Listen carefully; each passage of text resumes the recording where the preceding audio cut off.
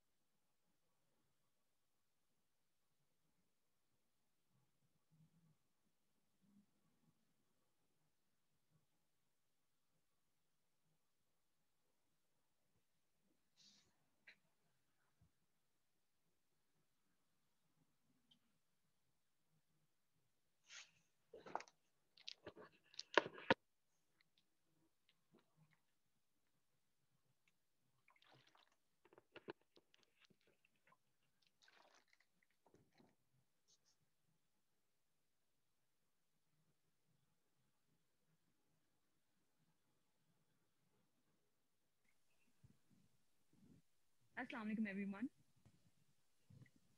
My name is Zainab and I would like to extend a very warm welcome to all of you on behalf of DICE Analytics. I'm extremely excited about today's webinar because we have Dr. Rosaria Slipper with us. Dr. Rosaria has been working in data analytics since 1992 and she is currently working as a principal data scientist at KNIME. In the past, she has held senior positions with well-renowned companies and worked as a consultant in a number of data science projects. In today's session, she will be focusing on text mining use cases within KNIME Analytics Platform.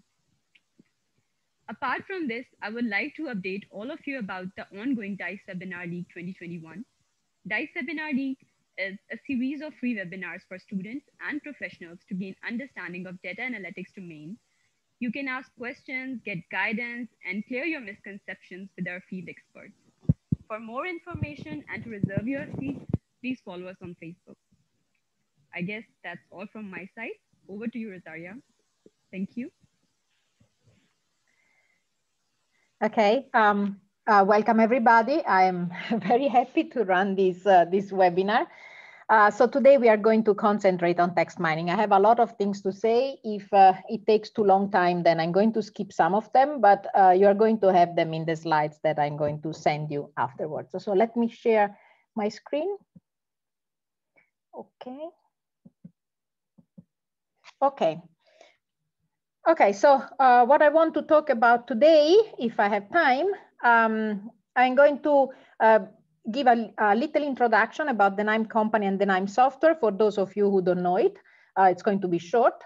Then I'm going to give a little demo about the text processing extension. So it works like the usual KNIME workflow, only that you have a dedicated extension for text processing. We have a little pause with questions and answers. And then I would like to show some of the use cases, case studies I've been working on in the past many years. So the most recent is about a word cloud from the tweets generated around the hashtag COVID-19. Of course, it had to be. Then we go into something a bit more complicated. We are going to talk about sentiment analysis of reviews on social media and the two main approaches. Now there is a third one, but it's a sub technique of the one of the two for sentiment analysis. Then we are going to build a network of users. Network of users are used on social media, but we are going to start with the network of users in a book. And then there is going to be also a description of named entity recognition in documents. Again, a little pause. And then I would like to start with the more complicated case studies, topic classification and topic detection, combining together network analysis and sentiment analysis to find the influencers with the bad or good sentiment. Then combining together topic detection and network analysis. And then finally, an example about free text generation and automatic translation. Those are kind of the hype at the moment, using the free text generation for generating free text. I use that to generate some rap songs and to do automatic translation. And then again, we are going to have a little pause at the end. Okay, so let me start. So not all, but many of these case studies that I want to present today are available in this Towards Data Science article from Words to Wisdom. So you can find most of them there. At least there is the link. I mean, they are summarized, otherwise it becomes too long. But there is the link to where you can find more information about each one of them. Okay, so let's talk a little about KNIME and the KNIME software. I don't know how many of you already know KNIME. So I've been working with KNIME now for 10 years. And I used to ask who knows KNIME and nobody did. Now some people know, so I'm never sure if I have to explain it or not. Anyway, for the newbies among us, I'm going to give a little explanation of what KNIME is and what the KNIME software does.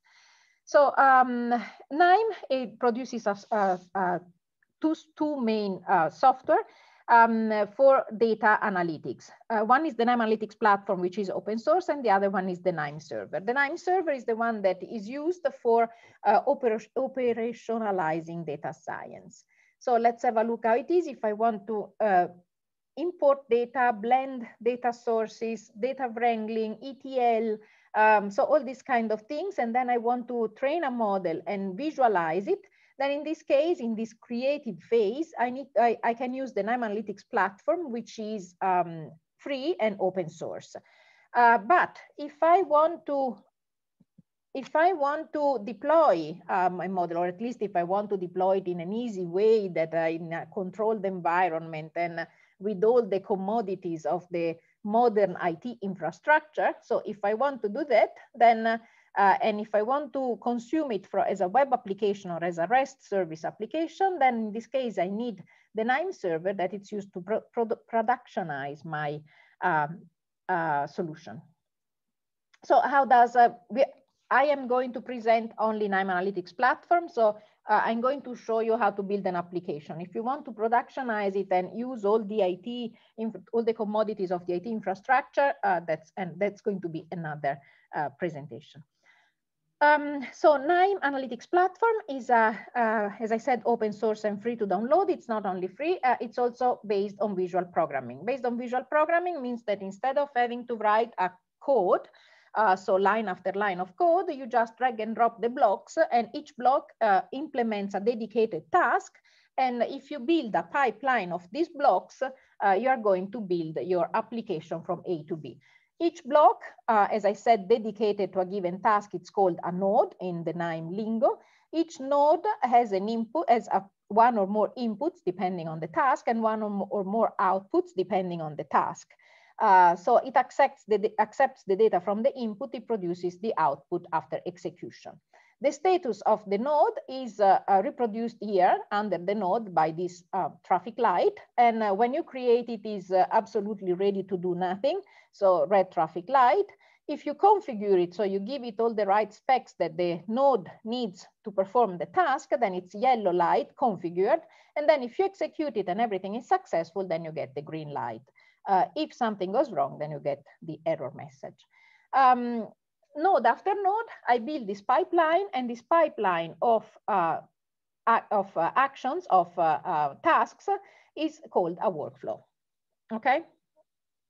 Now, there is a third, so there used to be nodes and workflows. Now there is a third type of action, and it's given by the components. The components is a group of nodes that you can group together and encapsulate inside a component. So a component is a node that contains other nodes. You can also then build it as a template and then use only a link in your workflow, or you can just have a local copy of a local instance of your component. So of course, if it's a linked component, you cannot change it. It's read-only. If it's a local instance, then of course you have full control on it. So the component is basically what a macro or a function is, depending on the tool that you're using at the moment. Okay. So as you see, the KNIME nodes, they cover all the things you need for data analytics. So from data access, big data access, all the databases, the cloud access. So all possible data sources can be accessed by KNIME via a dedicated, usually via a dedicated node. The REST service, so they're all available here. Then you have the yellow nodes. The yellow nodes are for transformation. So you have the data and you're supposed to do, for example, normalization, concatenation, joining, filtering, cleaning. So all these things are the yellow nodes. It's the whole transformation of the data. Then we go into the machine learning and statistics. And here, for example, for all the supervised machine learning algorithms, we are going to have a learner node and a predictor node. The learner node trains the model. The predictor node applies the model. So here in this case, you have a decision tree and a decision tree, a learner and a predictor. And then the scorer node to evaluate the performance of the model. And then the blue nodes are all the visualization and descriptive, let's say, nodes. And then finally, we have all these nodes for writing out the solution or exporting the results.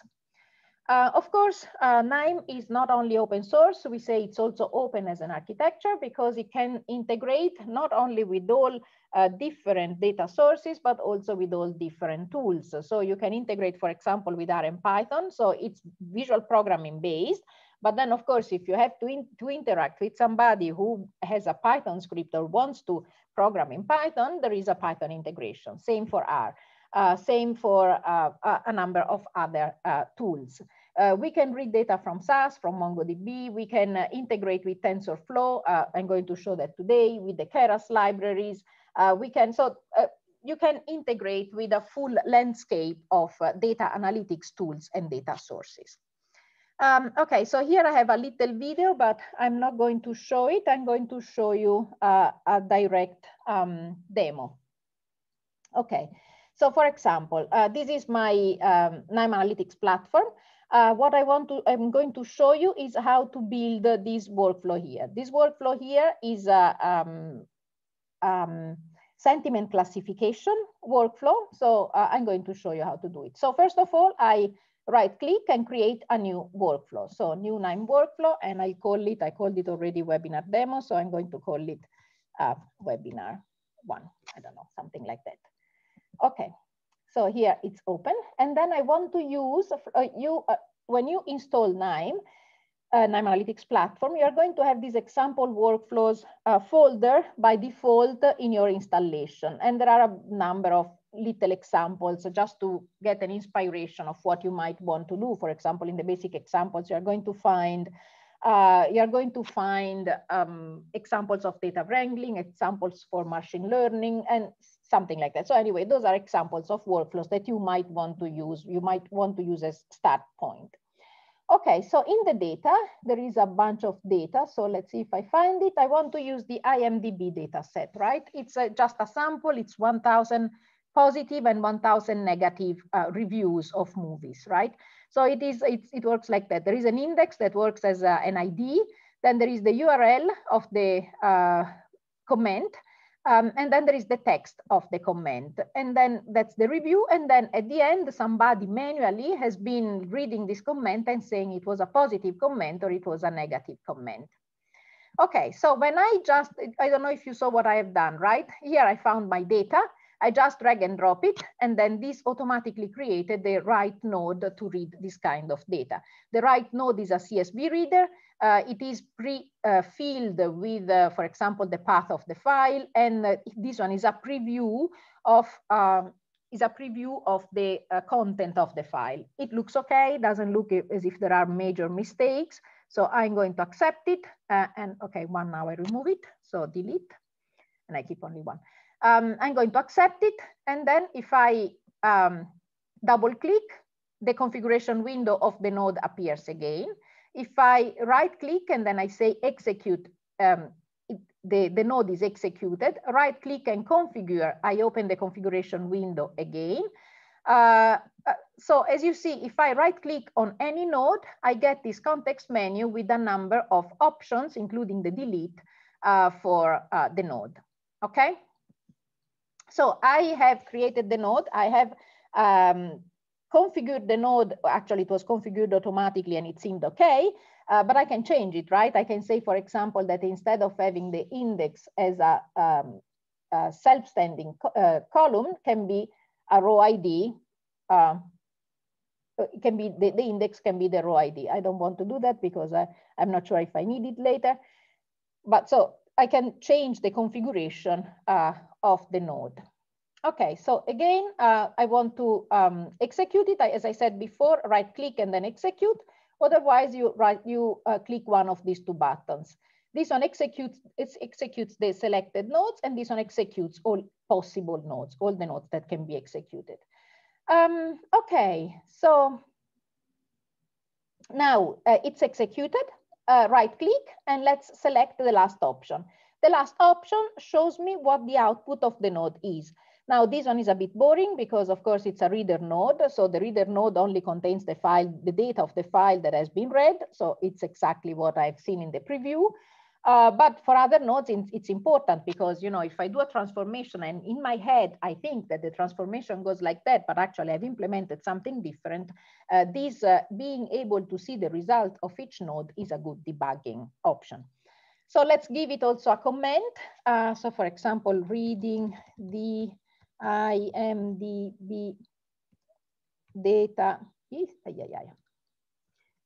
data set, and then I am absolutely not artistically inclined, but if you're artistically inclined, you can, for example, color it. You can make, I don't know, you can make it bigger. I don't know. As I said, I'm not artistically inclined. So, but if you are, you can make nice appearances of the nodes, of the comments under the nodes. Okay, so I have this node. Now, the first thing that I want to show, in general, now I have the data and I'm going to work on the numbers. Now, in particular, this time we are going to work on the text mining extension. So let me have a look here at the text mining extension, one more.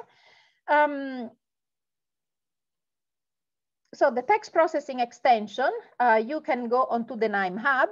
The KNIME Hub, well, you can, I don't have the link here, but you can find it. You can go into the KNIME Hub, search for KNIME text processing, and then you find the full extension.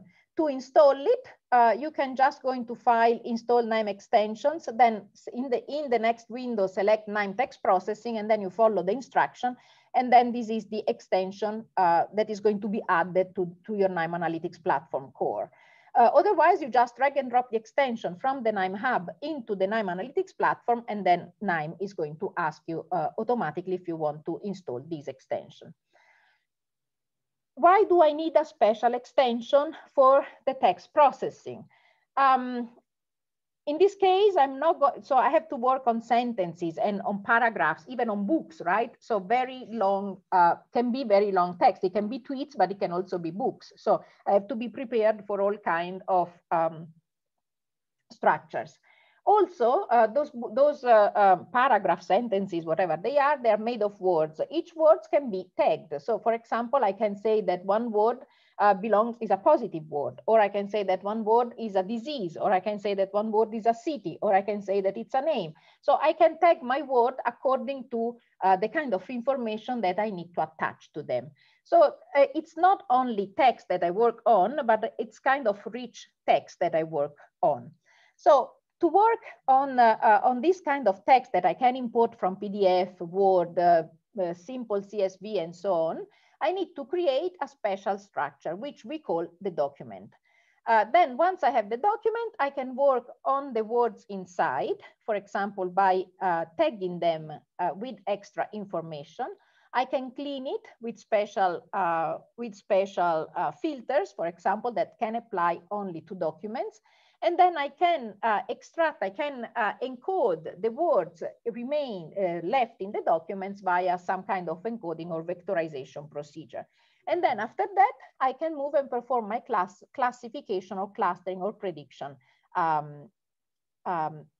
algorithm. So this part is the same as for numbers, because at this point I've already encoded and vectorized my text, so I'm working on numbers. But this first part, so the tagging, the cleaning, the filtering, and so on, this part works on the document structure. So which kind of structures do I have in the text processing extension? I have the document table, as I said, so it's a list of words, but that I can change, I can transform. From the document, I can extract words, and in particular, the bag of words. We will see that later. And then I can also transform my bag of words into document vectors, so into a sequence of 0 and 1 or numbers to numerically represent my documents, because the machine learning algorithms, they want numbers. So let me finish now my, my demo. Okay, so here I have my strings. They are string at the moment, right? So I don't want to have strings. I want to change them into document. To change them into document, I use the string to document node. Now a little words about this workbench. Here in the KNIME Explorer, I have all my work, right? All the work that I have done is going to be saved, displayed here. It's going to be saved in the workspace and displayed here.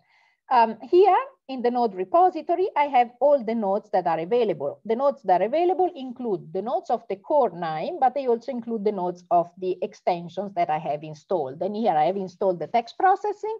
So if here there is a search box, so if I look for text processing there, here I have all the nodes included in the extensions for the text processing. As you see, there are many nodes, right? Some nodes are very powerful. Some are a bit more, let's say, with a smaller, less large focus, but they're also interesting. Okay, so here there is the search box, as I said. So for example, I'm going to search for string to documents, or strings to documents, I think it was, to documents.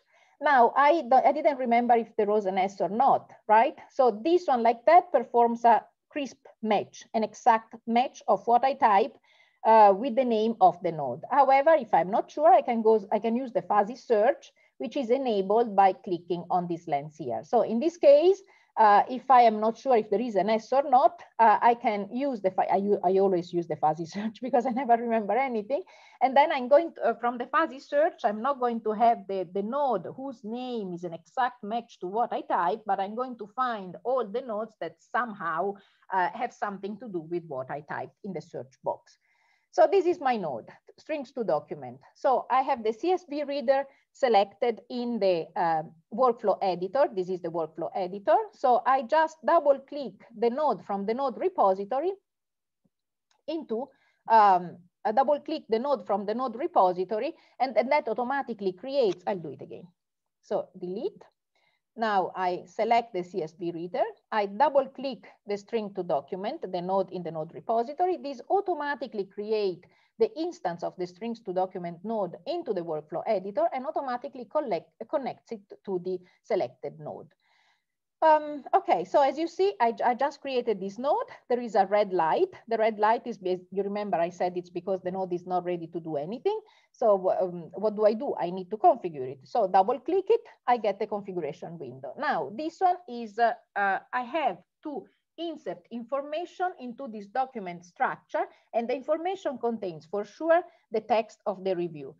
Sometimes it wants a title. If we have it, I need the class of the sentiment because the sentiment class is associated with the text review.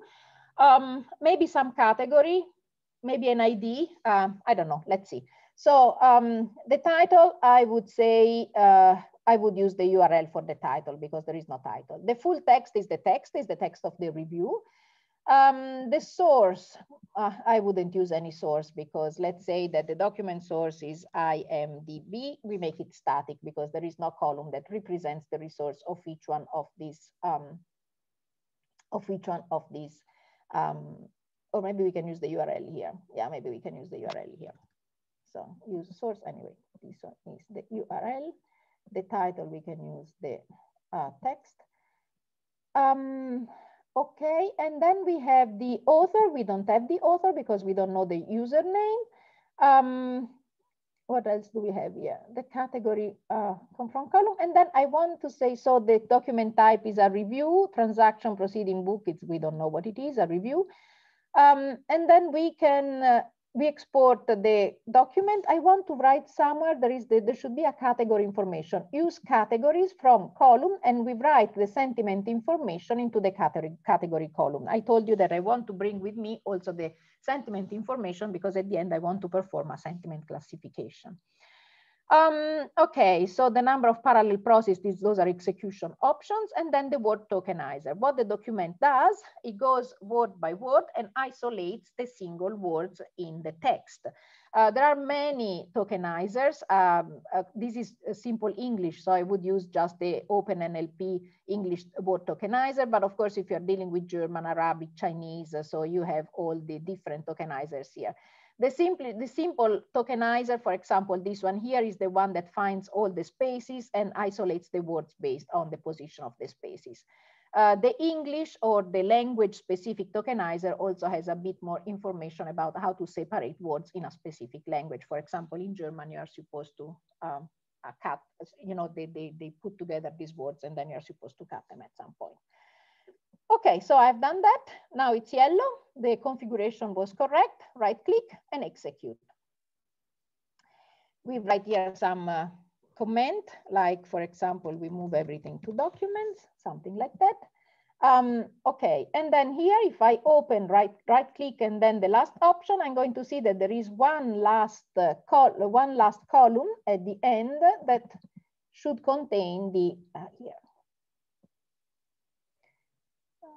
document. That should contain the document. The document looks very suspiciously like the text we had. That's because we use the title as text. Maybe we can change that. Yeah, we can use an empty string because we don't have the title anyway. Okay, perfect.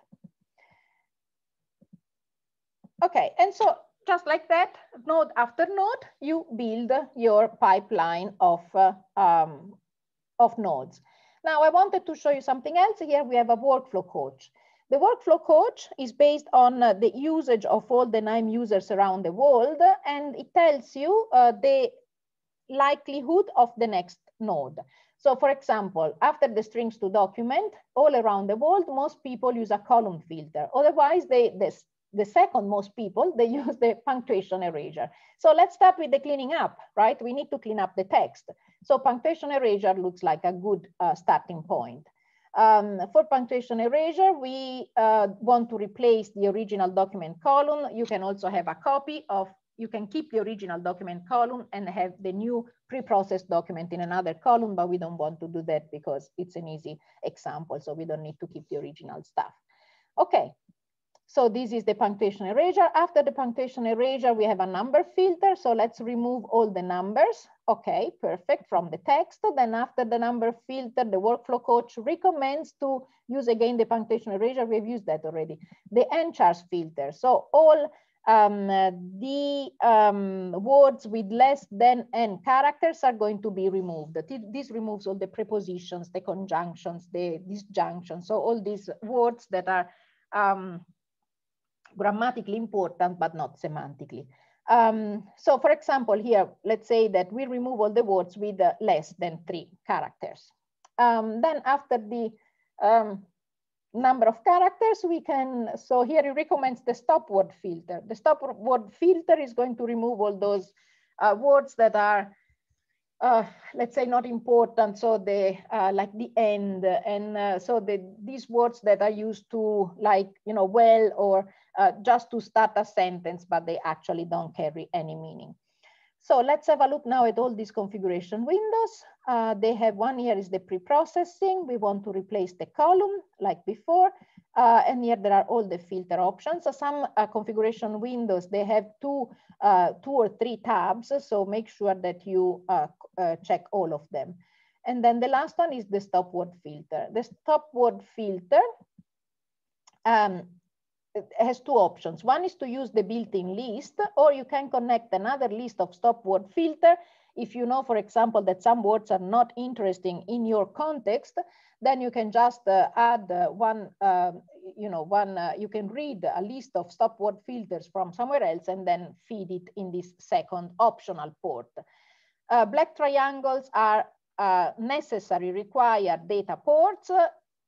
White triangles are optional data ports, and so on. So now I execute the last node, and that executes all the previous nodes before. Or let me reset now everything here, right click, reset. And then, as I said before, I can execute this from up here, the whole sequence. Okay, I'm not going to, so this is the demo. I'm not going to continue much like that. I want to, sorry, no, I'm going to continue. You remember the components? So if you have a bunch of nodes that are somehow logically contained, they all belong to the same block of actions, and these nodes are somehow independent from the rest of the workflow, then you can put them together inside a component. So you select them one after the other, right, with a shift click for Windows, and then right click, and then with the right click, you are going to say create component. It's going to reset it, of course, and then you give it a name. I don't know, like, for example, cleaning up text, something like that. And then with this name, you're going to end up with the component. Now, control double click opens the component. So you will find your nodes again in there. then right click and then component. And then here you have a bunch of options to deal with your components, including the sharing, which creates a component template somewhere and creates a link to that component template here in this instance. Okay, let's re-execute it. One more thing. So another thing that you can do to so one of the advantages of visual programming is that you see what you are actually implementing. But still adding a few comments here and there also helps. So right click anywhere in your workflow editor, select new workflow annotation, and then double click in this upper left corner of the workflow annotation. And then here you can write, for example, like text processing example. This workflow is a text processing example, and something like that, and so on and so on. And then again, if you are artistically inclined, you can have it prettier and bigger, and I don't know, something like that, right? And then you can make it in a way that it covers the whole, so either it's on top or it covers the whole workflow, and so on. So this is just to add a few comments for the people who are coming after you. Let's save this workflow, and then let's have a look at what I've done for the other workflow. So as you see, it's the same, the CSV reader. Then here I've done some renaming of the index column from integer to string, created the documents, done some cleaning. You remember, I think the cleaning here is a bit richer because I've also had the case converter and the snowball stemmer. The stemming operation is when, for example, you use the word to promise and promising. They refer to the same concept, but they are two different declination of the two different grammar implementation of the same concept. So if you don't want to distinguish by grammar role, then you would use the stemmer. There are many stemmers. The snowball is the one that I use a lot because it contains a bunch of different stemming for different languages. So since I work a lot with different languages, then it's useful for me. But there are other stemmer nodes in there as well. Then there is the document viewer. We will see that in one of the examples. This allows me to isolate each one of the documents that I have imported and visualize them in detail in a little web page. The bag of words creator allows me to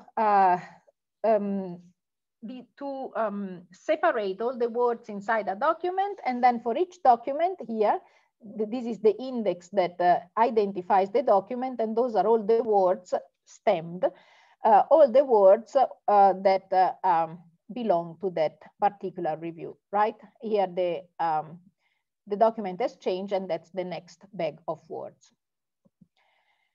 TF is the node that calculates the relative frequencies. There are a bunch of nodes to calculate the frequencies of a word in a document. And then the document vector performs the vectorization of the, I'm going to show you the result.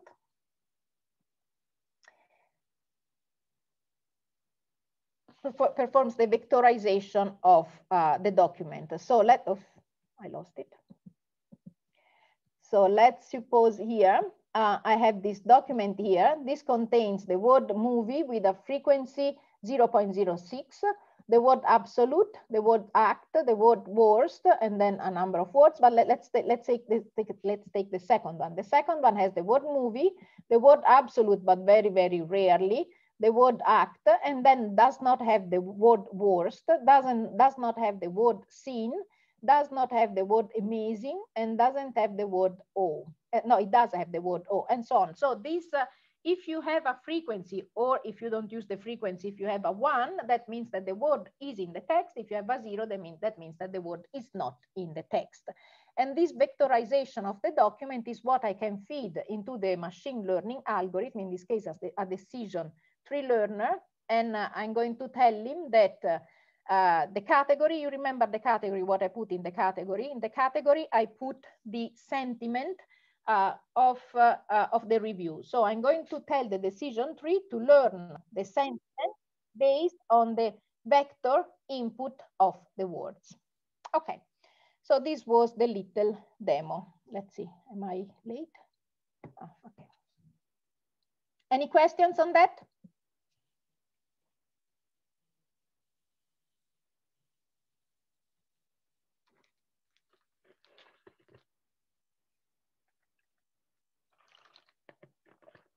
Okay, so let's start then with some of the case studies of the use cases that I wanted to present you today. The first case study is about mining social media activity from Twitter. Okay. Mining social media activity from Twitter. So in KNIME, there are a bunch of Twitter nodes. Of course, you need an account with Twitter and a professional account that allows you to extract the tweets. Not professional, a developer account that allows you to extract the tweets. And then you can use the credentials for this developer account into the Twitter API connector. And then after the Twitter API connector, you can do a Twitter search, for example, or you can actually do a retweet search, or you can actually post tweets, so you can do the usual stuff that you can do on Twitter. So here the goal was to visualize, to build a word cloud of the words included in tweets around the hashtag COVID-19 in Europe. This was the workflow, right? The workflow starts with the connection to the Twitter via the Twitter API. Then I used a Twitter search to search around the hashtag COVID-19 Europe hashtag, and there were a bunch of different hashtag COVID-19 related to Europe. And then the pre-process contains all this cleaning up that I showed you before, right? The punctuation erasure, the stemming, so all these, the stop word filter, the end character filter, so these kind of things, these kind of cleaning operations. And then at the end, I build my bag of words, and then I visualize all my words in this interactive tech cloud. So let's have a look. The Twitter search, as I said, in the configuration window, I can define the query that I want to have on Twitter. So I used here COVID Europe, COVID-19 Europe, coronavirus Europe. So a bunch of these hashtags that were that are available on Twitter for COVID-19 in Europe. And then I've decided that I want to extract all those fields about the tweets and all those fields about the users that have been tweeting. Okay, so let's have a look. Those are the results. So those were the people who were tweeting. And then as you can see, I extracted the user profile picture, the username, the tweet itself, which is short, so it actually fits in the cell, the tweet ID, which I need for references, and then the time of tweeting. So those were the important fields that I'm going to need to build my word cloud. Let's see how I cleaned it up. Again, you remember the strings to document, because all these nodes, they worked on documents. And then I perform some operation on the date and time. I transform it from string to date and time to extract the time of the day. So for example, if it was morning, afternoon, evening, and night. And then the rule engine node is the one that allows me to do this transformation. So if it's morning, afternoon, evening, and night, right? Okay. So now with this information, what do? I create this tag cloud. This is a component that includes a few visualization nodes that they all work together, because the good thing of the component is actually is that you can put in there nodes with different views, and then the component inherits the views of the nodes contained in it, and the views of the nodes actually interact with each other because they act on the same data. I'll show you how. So this component, right click, select interactive view, and this is the kind of word cloud that I've built. Here there is the legenda. The legenda tells me the colors, how I can read the colors, about the time of tweeting. So if it was in the afternoon, the time of tweeting, or in the evening, or in the morning, or in the night. So here you have all the words, and by the color, you have color coded, you have also the time of tweeting. This whole view is interactive. So you can see that now I filmed it, but so you can see that, for example, I can click on coronavirus Europe that was tweeted during the morning, and then you can see that here you have all the tweets related containing this word, right? All the tweets contained in this word. So you can see that here is the interaction between the table on the side, visualizing the tweets, and the word cloud visualizing the words and the, how frequently and at which time of the day they were tweeted. So this is an easy workflow. That's why it was the first one I wanted to start from. You can find it on the KNIME Hub, and this is the link for the workflow. It's available for free. You can download it, you can import it, customize it, and then you can look for something else rather than COVID-19. Okay, so let's go now on to sentiment analysis, the ones that I have, the workflow that I have started as a demo today. The sentiment analysis, what is the problem? Usually it's used for a bunch of things, but the idea is I have a review. I want to extract if this review is positive or if it's negative. And of course, in between positive and negative, there are a lot of nuances from medium positive, a bit positive, not so positive, very positive, and very negative, and so on. But anyway, let's suppose we are in a binary classification problem, positive and negative. Sentiment analysis applies to a number of things. We have used it for movies. That's easy because we know if the review of the movie is positive or negative, but usually it's used also for products. If a company has a new product and they want to know how the people are reacting to the new product, then they check the review of the new product and they check if they're positive or negative. For example, it's used a lot in politics, what people think about a given topic. And then based on this given topic, they know if people are in favor or against. And then usually the politicians, they make a decision based on that. It can be used then also to predict election outcomes or market trends based on this sentiment detection. So today we have the IMDb data set. As I said, it's an extract, it's 2,000 documents. These 2,000 documents are the ones that have been manually labeled as positive or negative. Here there are some more information about the IMDb data set, and the idea is that we want to train a model to assign the correct sentiment label to each one of the documents. What are the strategies to assign sentiment? So for sentiment analysis, there are two main strategies. Here there are three, but there are two. So one is based on grammar, so on lexicon. Usually we have a list of words, positive, and a list of negative words, and then we count how many words are positive in a text, how many words are negative in the text.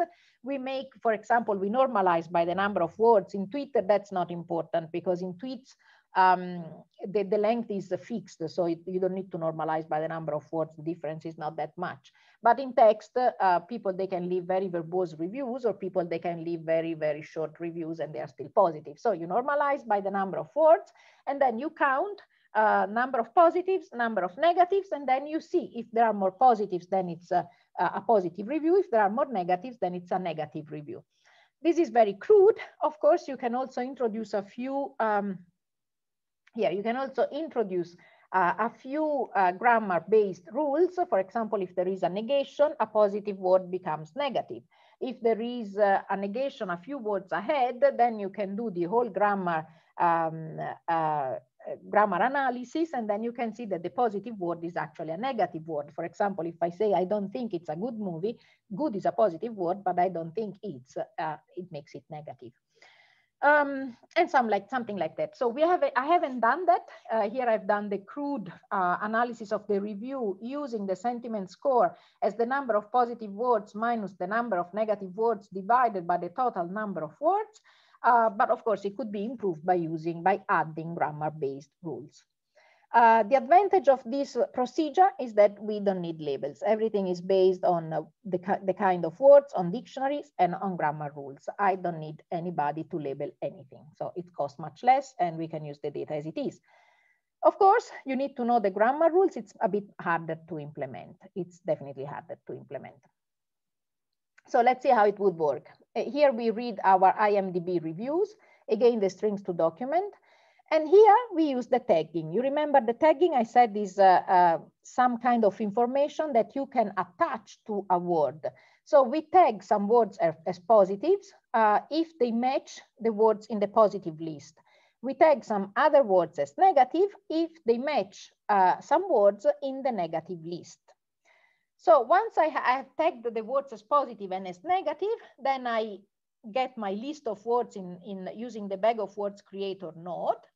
And then based on that, I calculate the number, so the absolute frequency of each one, the relative frequency, no, the absolute frequency of each one of the positive and the negative words. And then finally, I calculate the sentiment score. I say that if the sentiment score is above a given threshold, then the sentence is, the review is positive. If the sentiment score is below a given threshold, then the review is negative. And then based on that, I am going to assign a positive or a negative class. Okay. So this is how it works. There is no machine learning, no supervision, no training set, no test set, nothing. So it's all based on this list of positive words and negative words and on the calculation of the sentiment score. The other approach is machine learning. Here you need a label data set this time. So somebody has to label the reviews as positive or as negative, or whatever the range of positive and negative is. You need to extract a feature space from the documents. That means you need to extract the bag of words, or if they are too many, only some keywords. And then you're supposed to train a supervised model, like, for example, a decision tree or a logistic regression. The advantage of this is that, of course, it gives better performance because you don't need to implement grammar rules that might be complicated to implement or that you don't know either. So the model trains itself. Usually that leads to better performance. So for example, in machine learning, again, I read my IMDb reviews, strings to document, some cleaning up here, the part of speech tagging. I'm going to extract all my bag of words, calculate the frequency, and then based on that, I'm going to calculate the document vector for each one of the documents containing my reviews. Based on this document vector, then I'm going to feed my decision tree learner. I'm going to train my decision tree learner to distinguish between positive and negative reviews, and then I'm going to, on the training set, and then I'm going to use the test set for evaluation. This is a classic machine learning. Approach. As a subset of the machine learning approach, now recently, the deep learning approach is the one that has become more popular. So here we train a network, again, to make prediction on unseen data, again, using a labeled data set. The difference is that we are going to use neural networks, and we are going to use deep learning neural networks. So usually there is an embedding layer, and then there is a long short-term memory layer.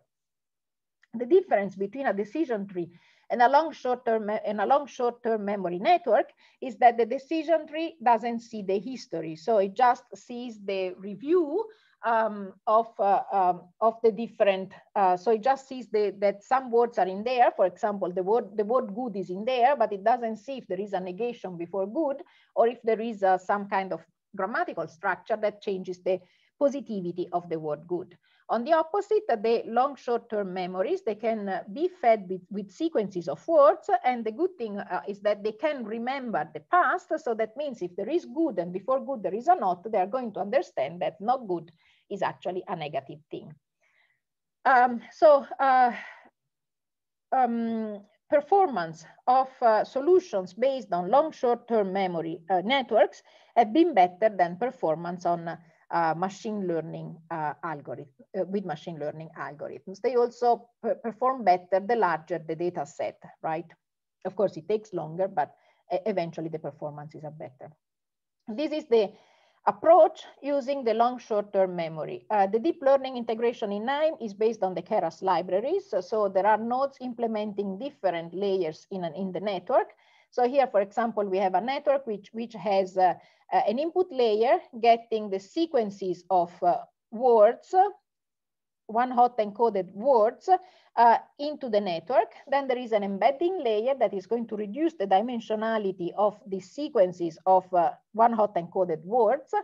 Then there is the LSTM layer to analyze the sequence and remember the structure of the sentence. And then finally, the dense layer with one sigmoid unit is the one that is going to produce the positive or negative class for the input reviews.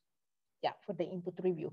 So once we have this network, we prepare the data here, and then with the data prepared, I'm going to explain how it's prepared. We are going to use the Keras network learner node to train the network on the training set, and then the DL network executor node to apply the trained network to the test set and then perform some kind of evaluation. So how does the data have to be prepared? Again, we read the data set, strings to document. This is, we know that by now. In addition to the cleaning and the usual stuff, we have the truncation and the zero padding. So sequence, so we have to build the sequences of words of a given length M. We decide how big the length M is, so how much past we want to feed into the LSTM network. But then, of course, if we get a review which is shorter, has less word than the sequence length, or more words than the sequence length, then we need either to truncate it or to zero pad it. And that's what these two nodes are doing. Yeah, here we have a matching for the dictionary. There is going to be some cleaning up in there as well. No field words, no stop words, no numbers, so no words that are supposedly not interesting for sentiment expression. So this is based on the Keras libraries. On the KNIME Hub, you can find all these solutions. You can find the lexicon-based solution, the sentiment analysis in machine learning solution, the sentiment analysis with deep learning, and then the latest addition to this whole sequence of sentiment analysis is a sentiment analysis using the BERT network. Okay, so the next case study is the network of users. We will start first from a book, and then we will move on social media. So for the book, we use the Romeo and Juliet, right? It's a tragedy. You have the Capulets on one side, you have the Montagues on the other side. They always fight, they don't talk to each other, and then there is Romeo and Juliet in the middle. So let's have a look at how it works. We got the free book from the Gutenberg project, and it was in EPUB format. There is this node in the text processing extension, is the Tika parser node. The Tika parser node relies on the Tika libraries. It's a fantastic node. It can read anything. It can read Word documents, PowerPoints, anything, text, and also, of course, EPUB files. So we read the book, the whole book, using the Tika parser node. Then we take the characters as belonging to the Montagues or the Capulets family. We had a list here with who belong to the Montagues and who belong to the Capulets family.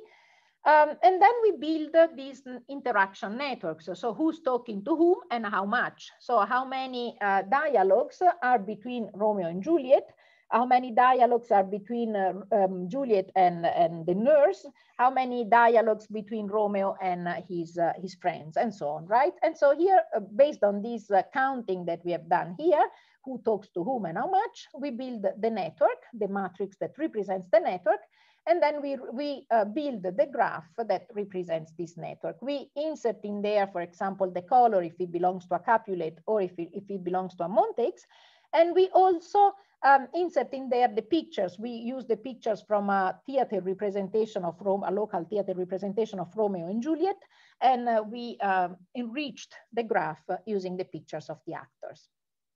And then the network viewer node is the one that visualizes the whole thing. So this is the graph, and then you can see that the blue ones are the Montagues, the pink ones are the Capulets, and then the two independent ones, the Paris and the Prince and the church, they are in yellow and green. But then you can see that the Capulets, they're all on one side, the Montagues, they're all on the other side, and the few exchanges are only between Romeo and Juliet, and a bit between Juliet and the friends of Romeo. So notice a few things here. The edge connect, people are connected to each other via an edge if they are talking to each other in the tragedy. The thickness of the edge depends on the number of interactions, so on the count of dialogues. And then, of course, the more central the figure, the node, the more important is the character. Those are what in social networks are called the influencers. They always occupy a central place. So you can find this one also on the KNIME Hub. I have it here. I'm going to give you the slides so you can just access it. So we have used the same, a similar representation also for the people tweeting around the KNIME Summit 2019. But instead of using a classic graph representation, we use a chord diagram representation. In the chord diagram, it's a different representation. So we have the one arch represent the activity of one user. So this is KNIME, and KNIME is the biggest tweeter around hashtag KNIME Summit 2019. Then the second biggest tweeter is Paolo Tamag. And then the third most active tweeter is me. This is DMR Rosaria.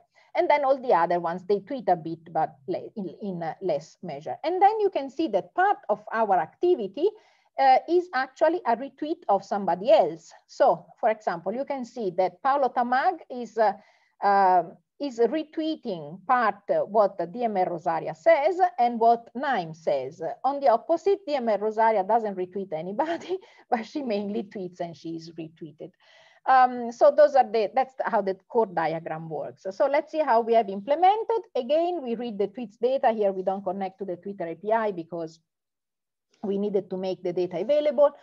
There is here again the construction of the exchange metrics. So who retweets what and counting how much. And then eventually we have to draw this chord diagram. We don't have a node that draws the chord diagram, but we wrote a bit of code inside the generic JavaScript view node. The generic JavaScript view node allows you to write JavaScript code so you can implement the kind of visualization that you want by coding JavaScript stuff. Okay, I think I'm going to split this one, skip this one because I don't have much time. Okay, so this part is finished. Little pause, any questions?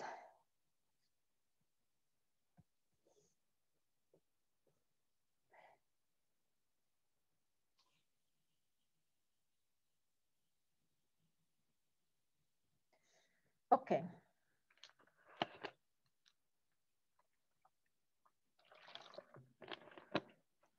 Let's move now into the topic classification and topic detection. I think Abdul Jabbar has a question. Abdul Jabbar, yeah. You may speak now.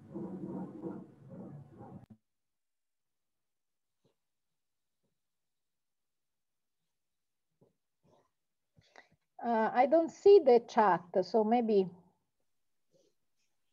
Hello. Yeah. Yeah, I can hear. Can we integrate it with our other applications? If it's integrated with other applications? Yes. Like what? Like Word or Visual Studio and any other platform. Like what? Sorry. So it's integrated, for example, with Python, with R. I said that. Any type of integration we can. Sure. Yeah, there is a Python integration in there. There is a deep learning integration, an R integration, Java integration, JavaScript integration. Are those the applications you mean? If you tell me how we can integrate. How you can integrate? Yes. There are some nodes. Let me see here. Okay. So for example, if you write Python in here,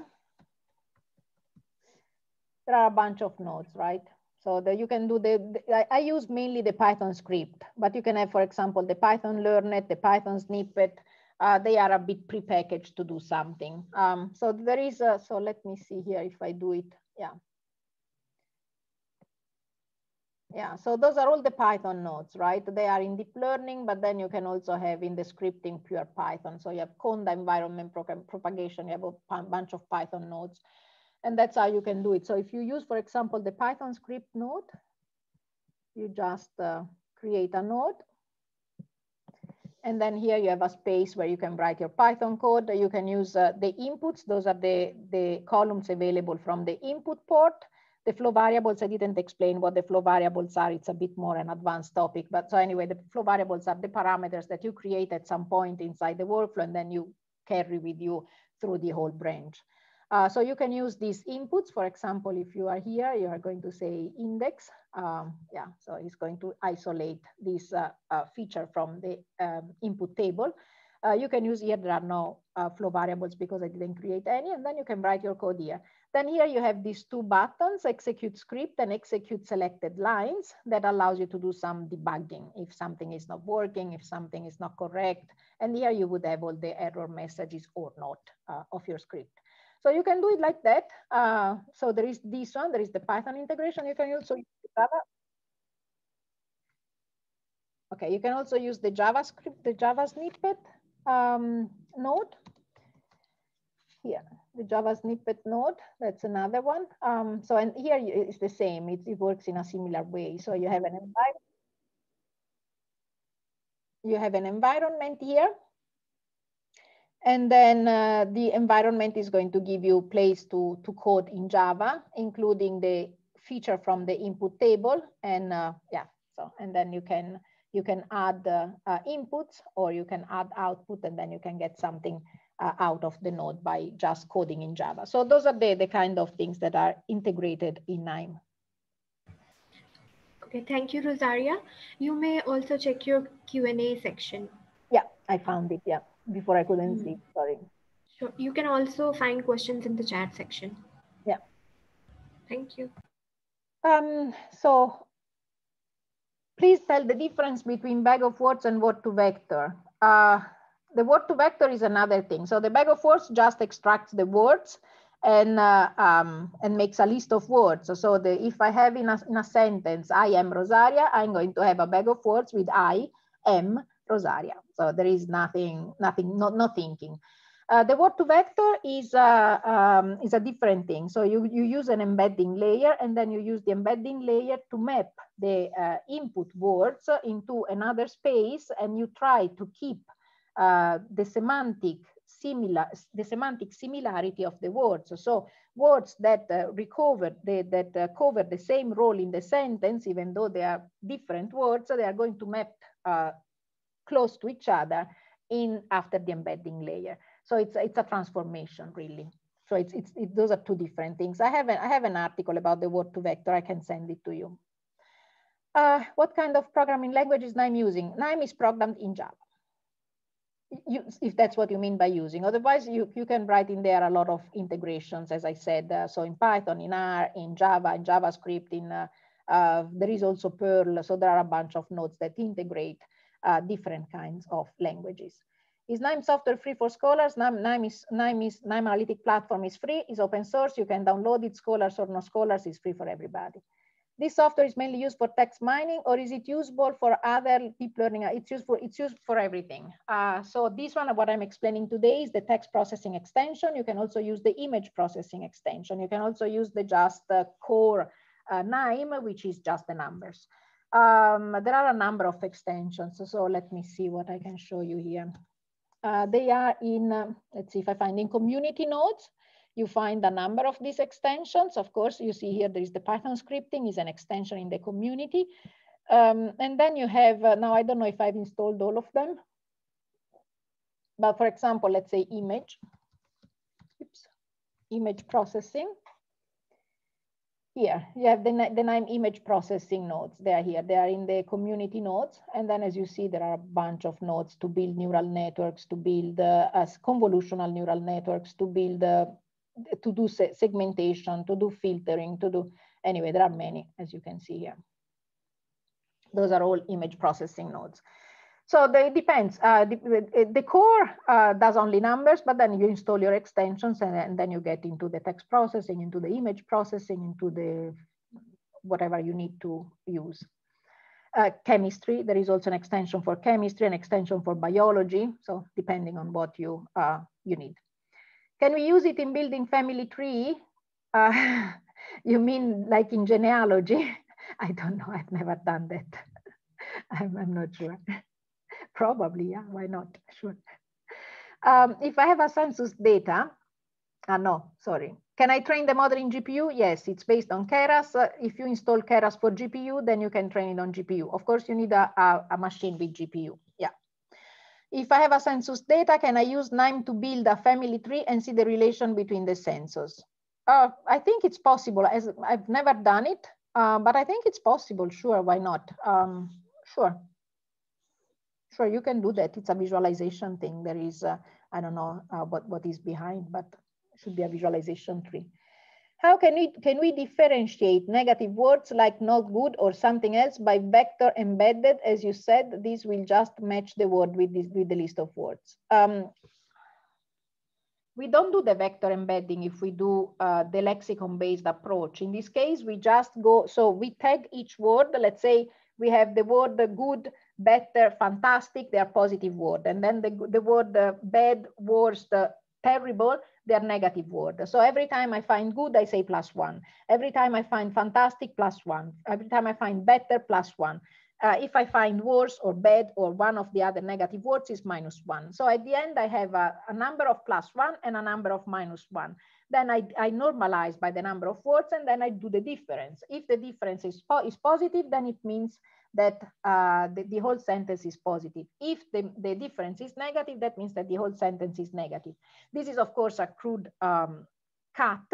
You can also have, if the difference is a lot positive above a given threshold, then the sentence is positive. If the difference is a lot negative below a given threshold, then the sentence is negative. I mean, you can draw the histogram, and then based on the histogram, you can decide which score, above which score a sentence qualifies as positive, below which score a sentence qualifies as negative.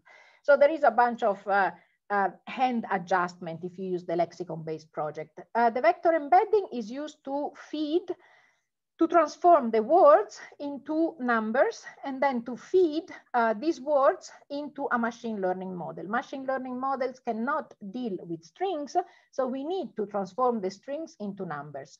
The whole discipline about transforming strings into numbers, words into numbers, is the encoding. There are many kinds of encoding. The most popular one is the one-hot encoding. The one-hot encoding says if I have a sentence and that's my dictionary, then I have a matrix, and this matrix says word fantastic is there, yes, then it's a 1. Word fantastic is not there, then it's a 0, and so on. So this is the kind of encoding that I use to build a vector of numbers to feed my machine learning. So it's not used in a lexicon-based approach. Okay. Can we process unstructured data in KNIME for deep learning? Sure, as I said, one is the text processing. We do the encoding. The important thing is to find the right encoding. Sure, you can do, or image processing. You can do some kind of image input, for example, to the convolutional neural network. At the end, those are numbers, and then based on the RGB level of the image, you can feed the network. Sure, you can do also unstructured data. Can I integrate the training pipeline with cloud computing machine? Sure, you can. Yeah, definitely, especially if they are accessible via REST. There is a blog post on the KNIME blog, I think this week, that tells how to do that using AWS. How to visualize bag of words in KNIME? Well, I mean, how do you want to visualize this? If you want a crude visualization, I can show it to you now here. So you just right click, last option, and then you get all the words. Otherwise, you build a word cloud, right? So if you do a tag cloud node here. Okay, yeah. Now it's going to be huge because it's a lot of, but anyway, let's say number of tags to display. Okay, terms, size of column. We don't have a frequency. Do we have a frequency? Then we do it after the frequency calculation. Yeah, come on. So the term, and we use the frequency, right? That we have calculated here. So let's have a look. We should also color, for example, by document. Okay, so it's a bit too long now. It's going to take a long time because it's a lot of words. I should have said how many words to use. Anyway, and then you can use, you can use the word cloud for visualization. Absolutely, you can do that.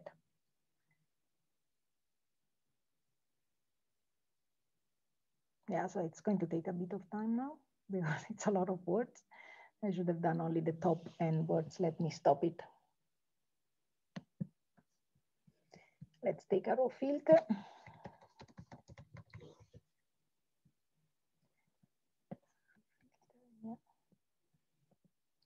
And let's take a sorter. We take only the most sorter. So let's say that we sort by frequency in descending order. So the top ones are going to be the most numerous. We keep only include by row number only 1,000. Let's do only 500, the top 500 words. Okay, and then we execute. So this one is faster now. Now, if we do, we open the view, right click and then interactive view. And then we see, we are going to see, yeah. So you can see that the word movie is the most present. Of course, it's a movie data set.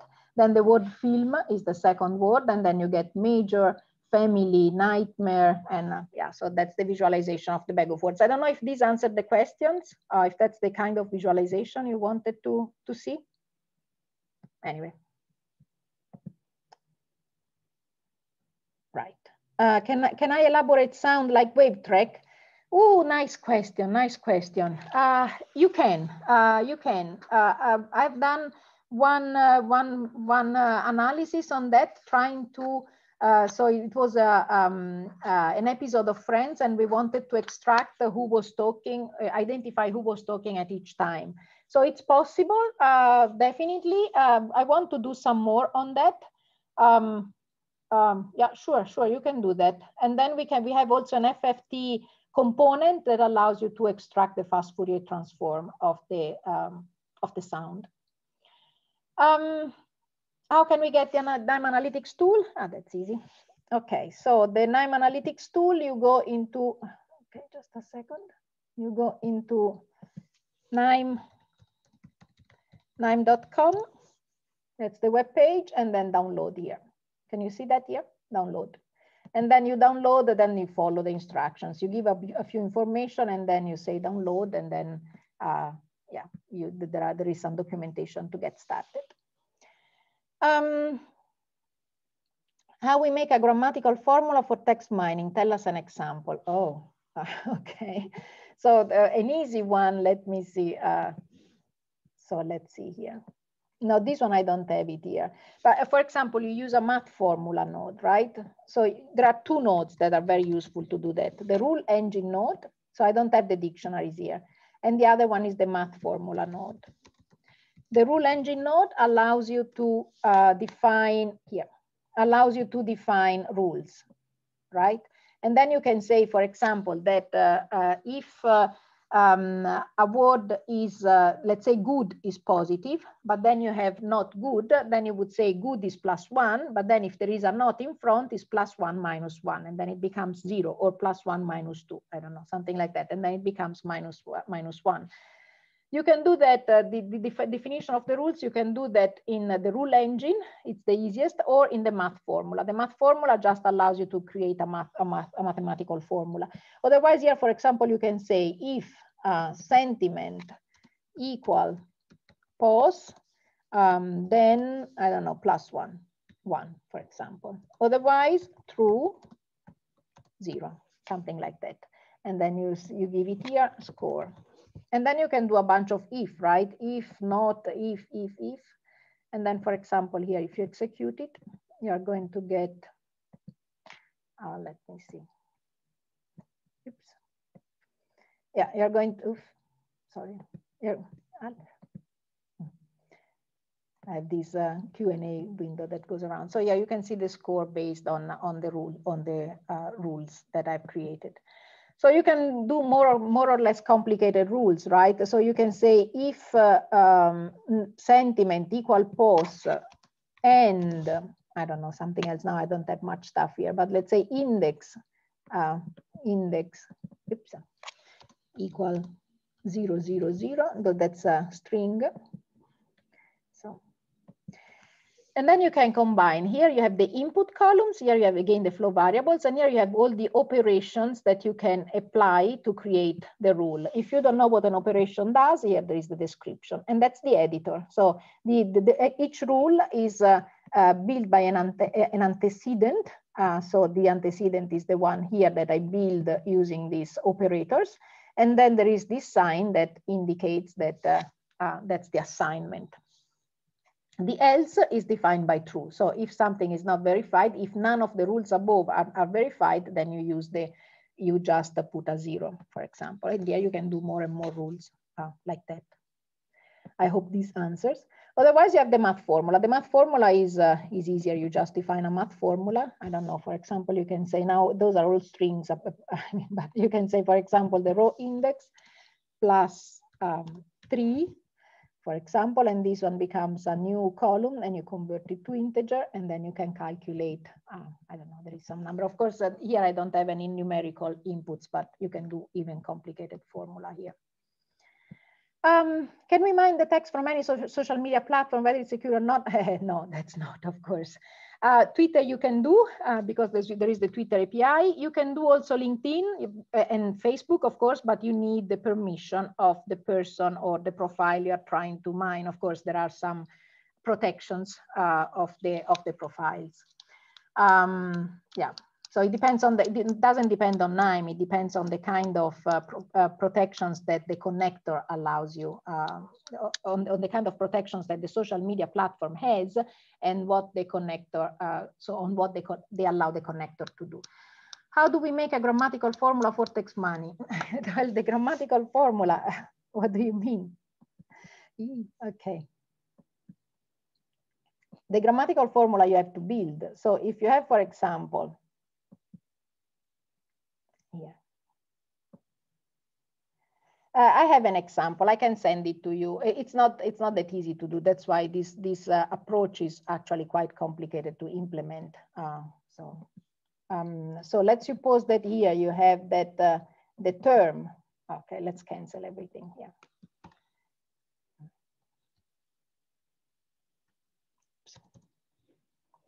Okay, you say if the term it's equal not, for example, then you assign a coefficient -2, right? And then in this case, at the end, when you are going to do the sum, then you are going to multiply by this factor -2, and then you are going to have a different score if there is a not before, or if there is there is nothing before. It's not that easy, but I can give you an example of something that I've created some time ago. That's why the index, the lexicon-based approach, to get nice results with it, you need very complex grammar rules, and yeah, you need to be a linguist basically. Otherwise, you get some coarse results. If they're okay, then it's okay. The good thing is that you don't need the labeled data. So, any more questions? How do we get proper tutorial learning about the KNIME Analytics tool? There are a bunch of courses. So the next one, now let me see the web page. I don't remember the dates. So if you go under learning here, and under learning, there is KNIME courses, external courses. So you can go into the e-learning courses. So you can take one of these. They are without teacher, but there are exercises and videos, and you can learn how to progress with KNIME. DW means only data wrangling, no machine learning. DS, there is a bit of machine learning. And PC is for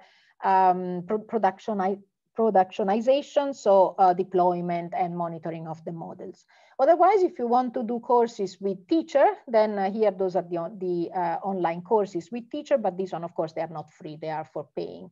And here there is the schedule of these courses here. There are also courses on Udemy if you want to take them. I don't know how to make this one disappear. Okay, just a second. Okay, here. Right.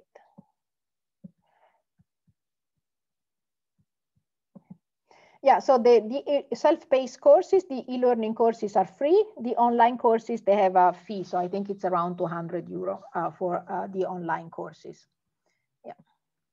So there are also courses on Udemy, on LinkedIn Learning, so there are a number of courses on different platforms as well. I don't know them though much. I don't know all of them. I also don't know how much they cost. The LSTM neural network. I said that's long. Okay, if you want, I can dig up the one presentation that I did at the university, but it's going to take easily 1 hour. Can you publish this course on Coursera? We are trying to publish this course on Coursera, but for Coursera, we need a university. As a company, we cannot do that, at least without paying a huge amount of money. So we are trying to look for a university to run the course on Coursera as well. Yeah. For the LSTM neural network, it takes 1 hour. I cannot do that now. But if you want, I can send you the slides. We are going to have a deep learning course in February. Or March. So if you wait a bit, the deep learning course will be available. Otherwise, we are going to have also a deep learning webinar for neural networks and then deep learning units also in March, February, March. So yeah, stay tuned. Otherwise, I don't know, we can do another webinar and then I can present the LSTM. Today, I don't think I can, I can present also the LSTM courses. I did it yesterday for a lesson at the university. I can redo it, but it takes time. I don't know, tell me what to do. We might have a webinar session next time with you for that. I think that's about it for the question and answer session. You may continue with the webinar. Okay, I continue. Thank you. Yeah. Yeah. Okay. We have written a book actually about deep learning, using deep learning with KNIME. It's published by PACT. So if you want, you can, I didn't put it in the slides, but if you want, you can search for it. It's Codeless Deep Learning with KNIME. Yeah, so you can maybe use the book if you think that the courses are too far in time. Okay, so again, let's talk now about topic classification and topic detection. They are slightly different. Classification, we use the labeled data set. The detection, we go completely randomly and we look for possible related keywords that might define a topic. So for topic classification, again, let's take the Romeo and Juliet. I don't want to read the Romeo and Juliet. How can I do a summarization of the whole tragedy? Let's see. So to do a summarization of the whole tragedy, I need to extract the words that describe a given topic. So the most often recurring words that together can describe the given topic. So there is an algorithm that does that. Is the latent Dirichlet allocation, LDA short. And the latent Dirichlet allocation, what it does, finds the top K topics, and each K topics is described using the most relevant N keywords. So we take a set of unlabeled documents, we search, we represent the documents as a random mixtures of latent topics, and then we find the topics that are actually most frequently recurring. And then we describe each topic with a distribution over words. The syntax or the order of the words in this case is not important. So the bag of words technique is perfectly okay. We don't need the sequence of words as we would need using the LSTM units. And also the order in which all the documents are presented is not important. So what it does, it just looks for frequencies in the keywords, defines some keywords, and then looks for frequencies when these keywords happen together. The same word can also belong to different topic. Okay, so the only requirement is that at the beginning you select the number of topics to be found. So you need to know the number of topics in advance. So in the case of Romeo and Juliet, we chose, I think it was 3 topics. We used the topic extractor parallel LDA node. Is a very powerful node because it allows you to find as many topics as you want, described by as many words as you want. So the algorithm has these 2 parameters, alpha and beta. The higher the alpha, the more the more similar the topics are to each other. the higher the beta, then the more similar the, the higher the alpha, then the more similar the documents appear to each other. The higher the beta, then the more similar the topics appear to each other. So you can play with these two parameters, alpha and beta, to get different kinds of topics. And then you can play with the number of topics and then with the number of words to describe each topic. And then you are going to get a more or less refined topic selection and a more or less detailed topic description. So for example, let's have a look at Romeo and Juliet. Romeo and Juliet, we gave only 3 topics and we wanted to have them described by 5 keywords. And as you see, already 3 topics were already too much, because at the end we have one main topic, which is love and death, and of course makes perfect sense. That's the red one. Then we have a second topic, mainly described by ladies and gentlemen, and that's the second topic, the blue one. And then we have a third topic about youth and, oh man, I can't read that, and fight and villain and yeah, and so other things. But of course it is so, the keywords in this topic happen so rarely that this third topic, I would say, is irrelevant. So the whole Romeo and Juliet is summarized by love and death and ladies and gentlemen, something like that. Anyway, this is just, let's say, a game, but this topic extractor parallel LDA, this latent Dirichlet allocation algorithm, is very powerful to find latent topics. Again, on the KNIME Hub, here is the link, you can extract the whole workflow. This is the topic detection, so it's unsupervised. It's an unsupervised technique. We don't need a labeled data set. On the opposite, the topic classification works like the sentiment classification, but instead of having a sentiment as a class, we are going to have a kind of topic. For example, a famous use case is when you want to distinguish your email or your review, your comments on the social media as spam or useful, spam or ham. Ham is the useful comment and spam is the useless comment. So here, if you have a training set, a data set, and the data set has the review, and the review has been labeled manually by somebody as spam or ham. And then you can train, you can import the review, you can clean it, you can do a document vectorization, you can build the document vectors for each one of these documents, and then you can train a machine learning model to distinguish between spam or ham as a class. So it works a bit like the sentiment classification, but this time on topics.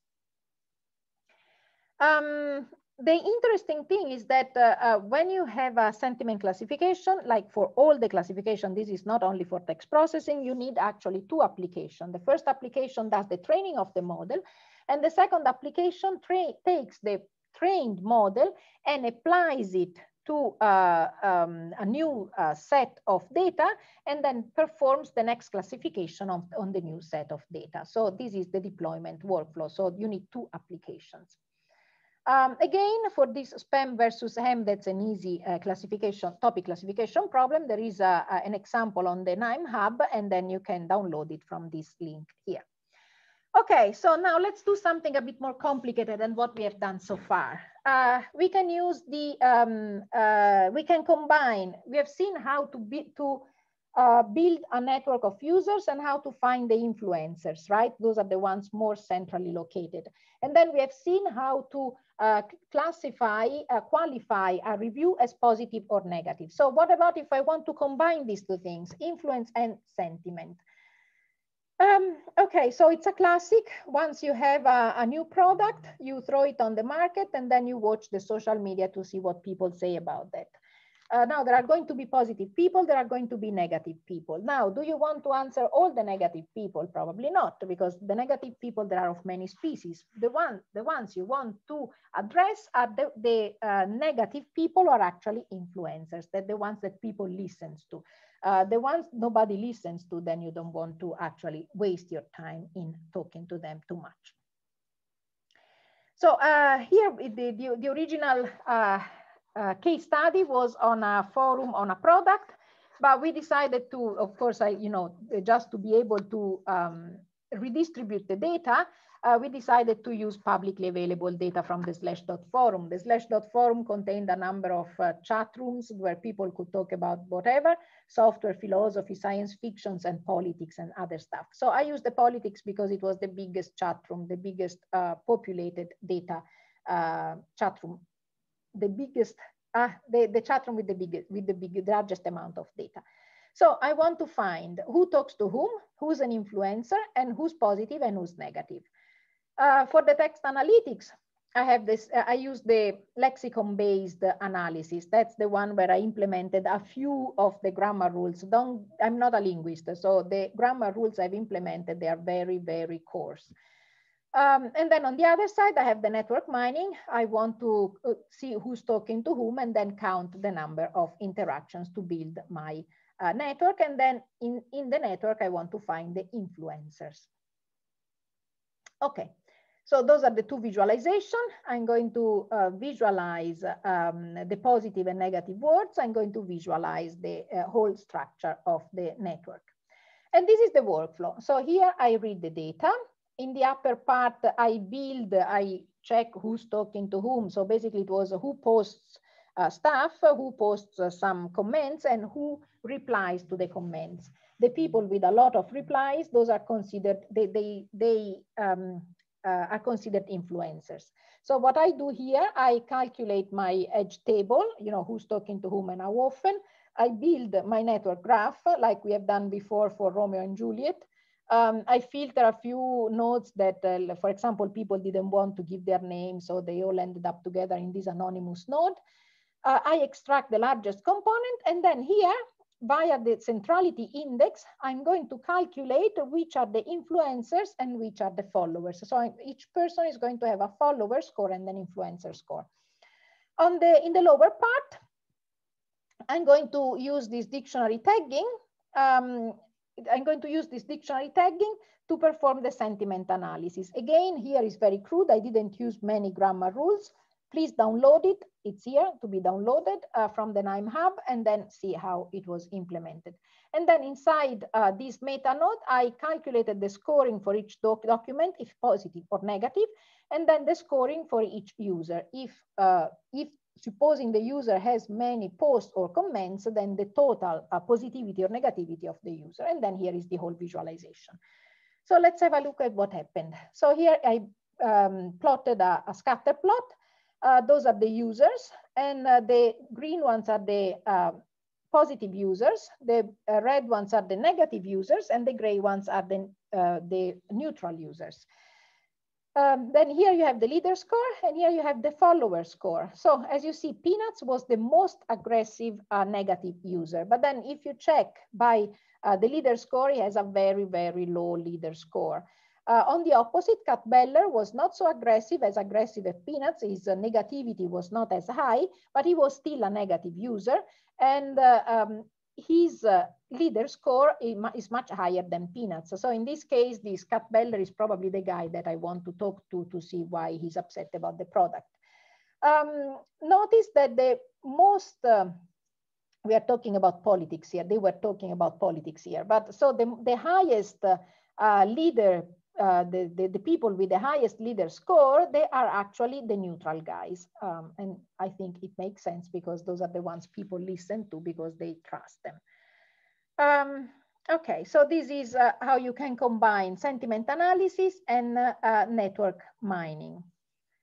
Another way to combine topic detection and network analysis, we have used that on the Hillary Clinton email corpus. I don't know if you remember, but there was some controversy 4 or 5 years ago about Hillary Clinton using non-government privately maintained email servers. So at the end, after this whole debate, in 2015, Hillary Clinton released all the email corpus, and you can find it now on Kaggle, for example, and people can take it and analyze it and check what she was writing. So that's what we have done. We took the original email corpus from Kaggle, and then we started analyzing it in terms of topics, what she was talking about, if it was really classified topics, and to whom, and who was the recipient of these emails. So let's have a look. That's where the data is available from. And we have put it in an SQLite database, and then we use the SQLite connector and then a bunch of other nodes to extract the information from the Hillary Clinton email corpus. This is how the data set looks like. So you have a number of attributes, like, for example, dates and comments and I don't know, something about the status, of course, the recipient who sent it, the sender, the recipient, and then of course the text, right? The whole text that was sent in the email. I talked before about the document viewer. The document viewer allows you to see the documents one by one in small details. So for example, I have the list of documents here. I can extract this one, and this one, for example, says happy birthday, and it's sent by this person. I don't know who she is.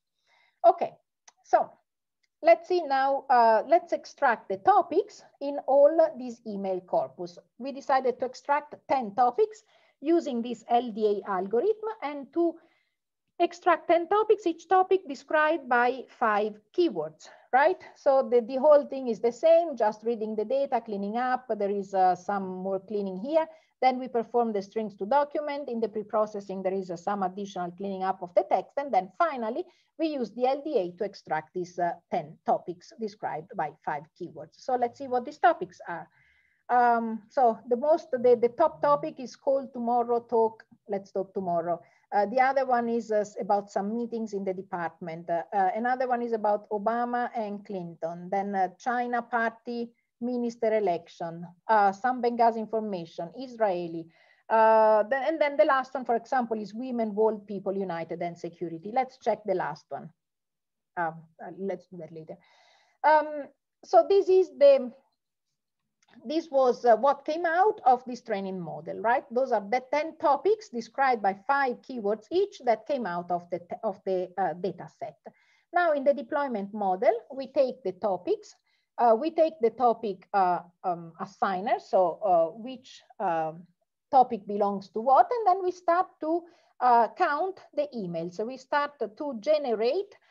So let's suppose that we select one topic. We start to generate the whole network of who was talking to whom about that topic. So we want to visualize the list of topics as radio buttons in a web page. Then we select one topic, and then based on this topic, we are going to visualize the network of who was involved in the email exchange about this topic. Okay, so let's have a look. To do that, we use guided analytics. Guided analytics are special nodes in KNIME. These special nodes, they generate web pages. So if I want to visualize something as a web page, I'm just going to put together different view nodes in a component. As I said, the component inherits the views of the single nodes inside the components, and that allows me to build nice web pages. So let's see how I've done it. This is, for example, there was the whole explanation, what you're supposed, so what the whole experiment was about, the whole data analysis was about. And then at the end, we had this selection of these 10 topics. We were supposed to select one and then either go back or proceed with the analysis. So we select women, world, people, united, and security.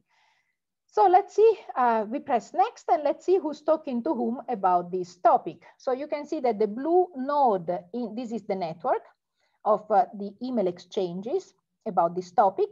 The central point is Hillary Clinton, of course, I mean, it's her corpus. But then you can see all the other people that were involved in the exchange, in the email exchange, right? Talking about women and other things. I don't remember what the topic was. Women, world, people, security, and united. Right, so this is the example. If you select another topic, then you end up, and you press next, then you end up with a different network of people involved in email exchanges about the other topic. If you want to use this, this workflow, you can download it again from the KNIME Hub, and you can find it here. There is also Vincenzo Tursi was the author of this workflow, and you can find a blog post on LinkedIn that he wrote recently about this application. Okay, so now the free text generation.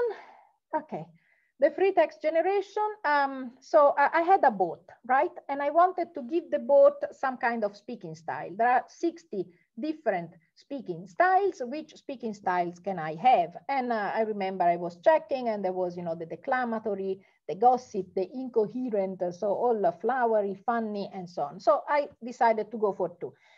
Polite, almost poetic, or affirmative, almost impolite.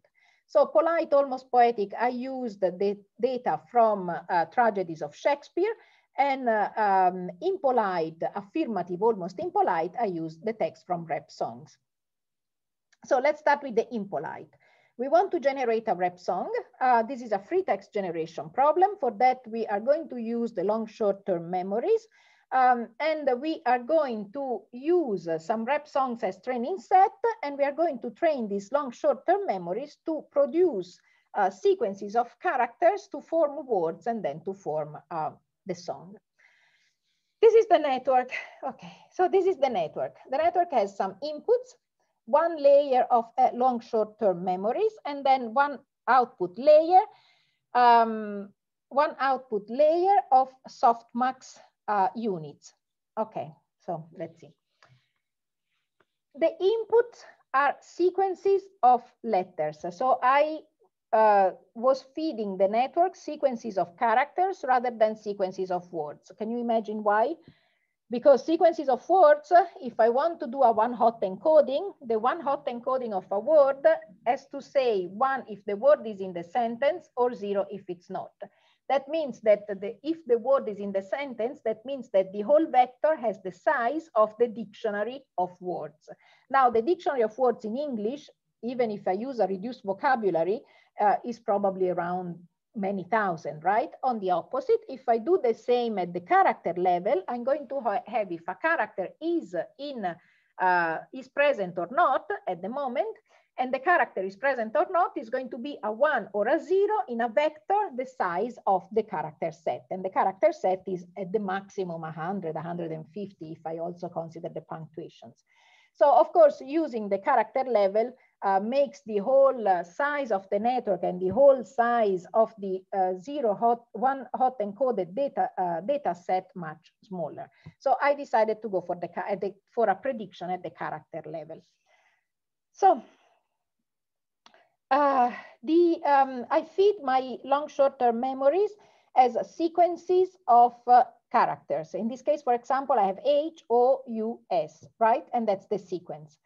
What I teach the network is so that's the sequence of characters. Each character is represented as a vector of zeros and ones. Zeros if that's not the character, 1 for the position, for the space, for the place where this character is.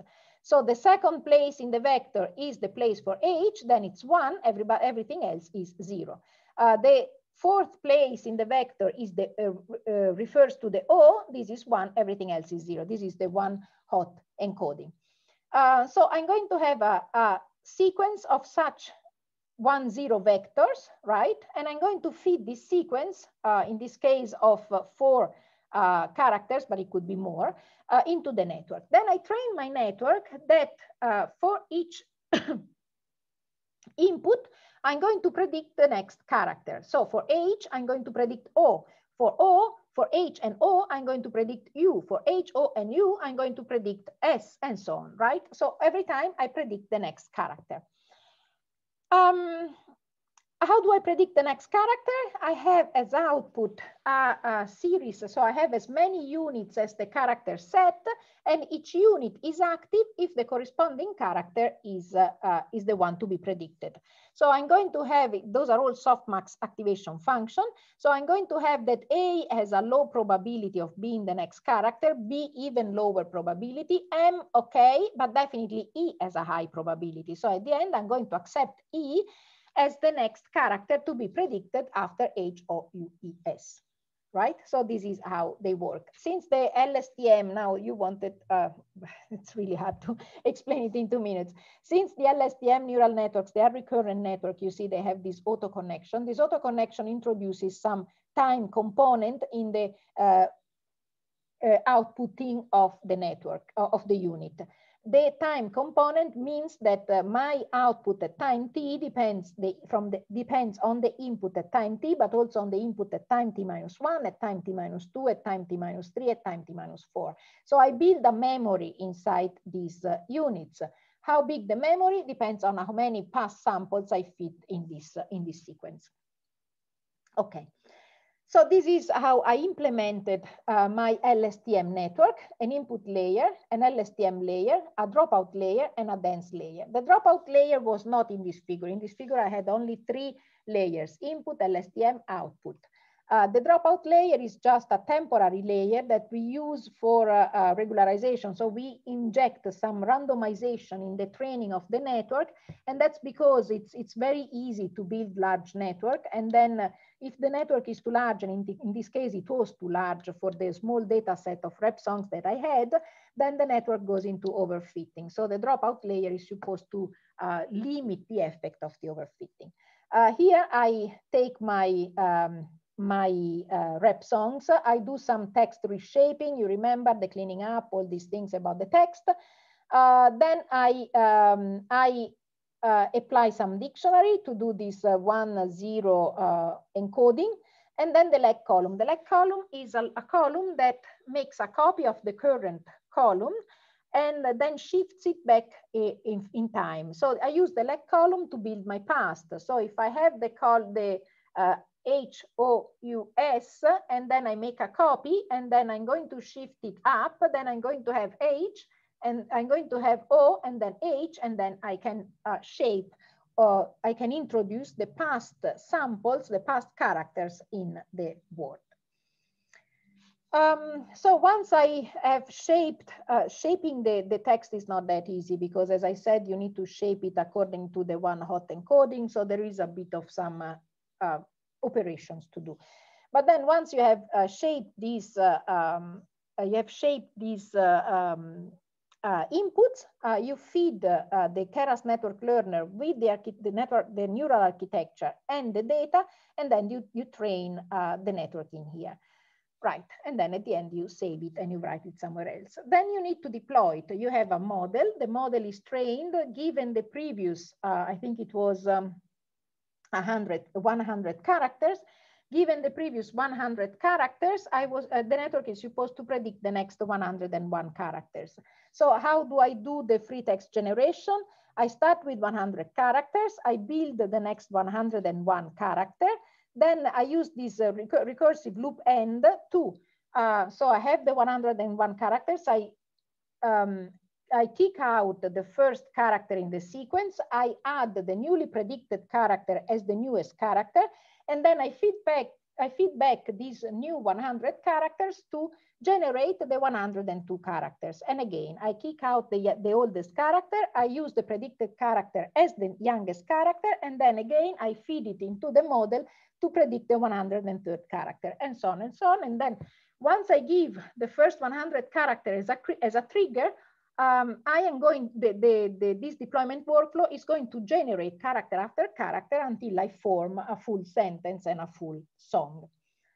I did the same. I used the same network, adjusted for the dictionary, the character set, because in Shakespeare the character set was a bit bigger.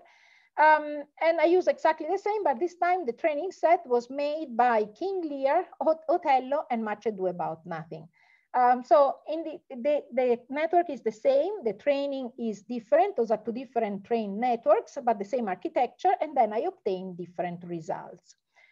So those are the results. This first result was a project to generate fake names reminding of mountains. Then this is the rep song that I generated. As you can see here, there is a strong overfitting effect because you can recognize some of the original songs in there. Sorry. And then here is the version with Shakespeare. With Shakespeare, the training corpus was much bigger. So this effect of overfitting is not as powerful as for the rep songs. So I should probably spend more time on the rep songs and collect more of them and have a more meaningful prediction.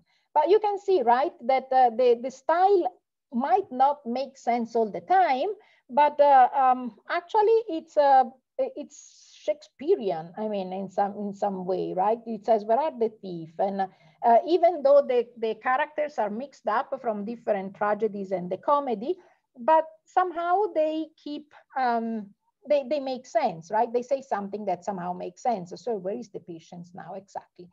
I used as the trigger sentence the start of the GNU license contract, the GNU license agreement. So the most boring sentence in the English language. But then you can see that it continues talking about thieves and some honesty and stuff like that, that is supposed to have something to do with the breach of a legal agreement. And then this one was for my Italian friends. They wanted to have, anyway, it's okay, it's not important. Okay, this one is also on the KNIME Hub. As I said, you need two applications, one to train the LSTM-based network and one to deploy the LSTM network. So, and you can find both of them here.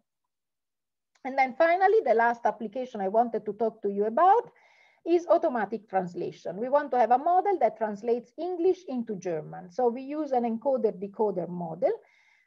We have a sequence of words that fits the encoder in English, and we have a sequence of words that should come out of the decoder in German. So let's see how they work. We start with some kind of initialization, and then we feed the whole sentence into the encoder. The encoder then produces a context representation, some kind of hidden states that are then going to be passed to the decoder. That's the decoder. The decoder gets this kind of context representation, these hidden states, and then based on these hidden states, start generating word after word. So from the start token, start generating, depending on this context, word after word, the translated sentence. So here we train the encoder to transform an English sentence into a context representation. Here we feed the context representation, which is a hidden state, into the decoder, and the decoder learns to translate this context representation into a series of words in the target language. Okay.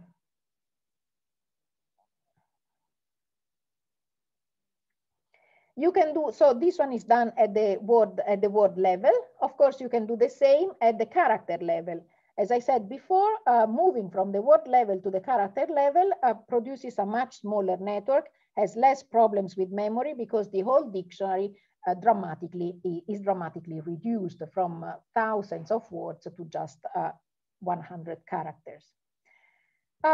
Okay, so this is what I was talking about the one-hot encoding. So the R is then represented in 001000, the O as a 1 in the 4th place, and so on, right? And those are the numbers that you want to feed into the network and not the strings or the characters, because the network only understands numbers. Okay. So we have talked a lot about this kind of encoding. It says encryption here, but it's actually encoding.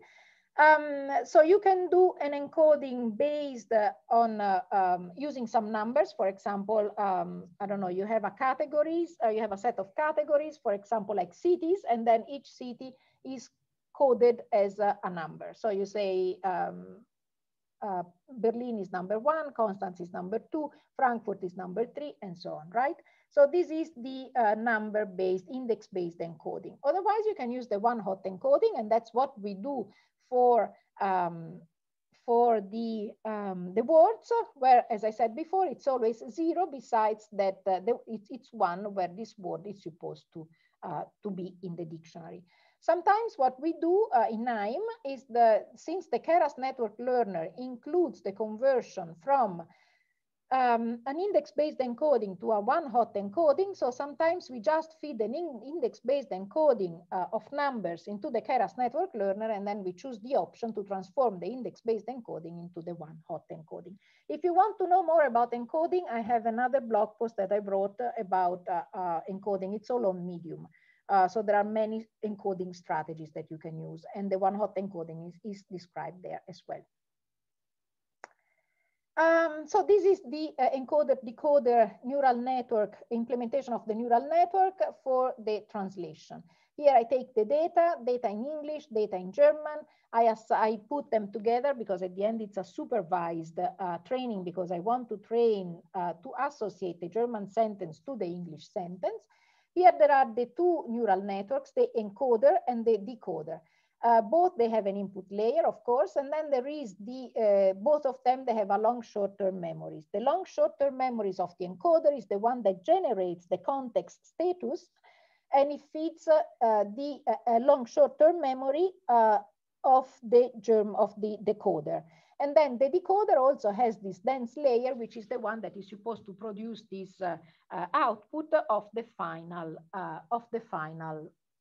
words, of the final sequence of words. Again, we have the Keras network learner is the node that trains the network, and then we have these nodes that are the ones that write and evaluate the network. This is the deployment network. It works similarly to the free text generation. Again, there is a recursive loop. So what happens is that I do the translation of the first character and of the first word, and then word after word, I'm going to, of the first sentence, sorry, and then sentence after sentence, I'm going to produce the translation of the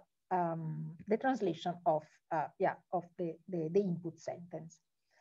And those are the results. So that's the English. I don't know if you speak any German, but that's the English here. That's the translation here, and that's how the translation was supposed to be. Now, if I don't know if you speak German, as I said, but for example, Grüß Gott and Hallo, they are both used as a greeting. Is this Häuse? Is this so? Yeah. Anyway, it's close enough. Not perfect, but close enough to produce some kind of translation. Sometimes they are not the translations that the data set, the training set would have proposed, but they are similar enough to be considered correct. Again, training and deployment, you can find them on the KNIME Hub. You type in neural machine translation, and then you end up with all these workflows already implemented with the data in there as well. Okay, at this point, I think I finished. I have only 7 more minutes. I quickly finish the slides, and then I go to the questions. So you can follow us on the KNIME blog, on the KNIME forum if you want to, if you have questions on how things work. On the KNIME Hub, you can find the examples. I've given plenty of examples today, and you can go to the KNIME Hub and then write a search, and then you can find whatever you need there, from very basic examples to start from until the neural translation. And then, of course, you can find us on Twitter, on Facebook, on YouTube, on LinkedIn, and so on and so on. And this is on Meetup, even though we don't do meetups anymore due to the COVID. Anyway, if you want to know when we start again to do meetups, you can find us here. And now for the ones of you who have stayed, there is this book, From Words to Wisdom. There is a bit of the theory about, for example, all the text mining algorithms. You can go onto the KNIME Press and download it for free using this code, DICE Analytics 0121. There are other books on the KNIME Press. This code is valid for the other books as well. The other books include a basic handbook for how to start to use KNIME, and then an advanced guide on how to use KNIME. And then there is another book. So there are a number of books you can explore. There's 8, 9 books. You can explore all the books on the KNIME Press. Right. So please use this code, download the From Words to Wisdom, and all the algorithms that I have explained here, they are explained in this book in theory and in practice how to implement them with KNIME. And with that, I finished. Thank you. That was a long, a long webinar. Okay, let's see the question.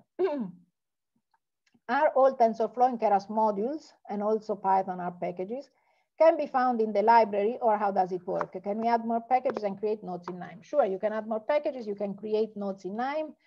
It's open source, so you can also take existing nodes and modify the code.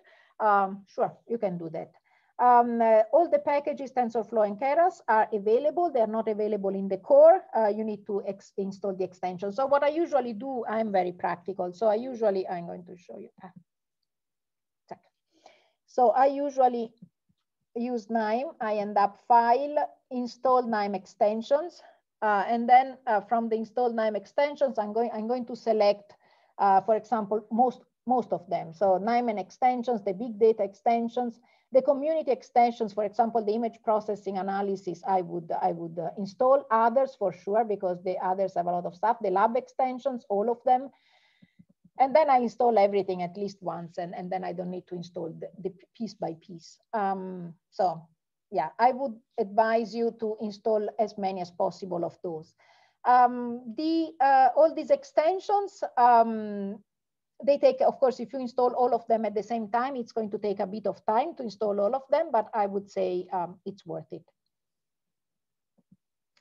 Okay, right. So this one I already answered. Can you go back to the healthcare? You skip the disease. Oh, I don't have time though. Okay, but I'm going to give you the slides. So this one was an exercise about tagging the words here. Okay, let me move the chat here. What is spatial dropout in KERAS? Okay, just a second. Oops. Okay. So this was the other exercise, right? The idea is that I want to tag words. I want to add a tag to each one of the words to display tags in the documents. For example, here I wanted to find out all the words that represent the disease.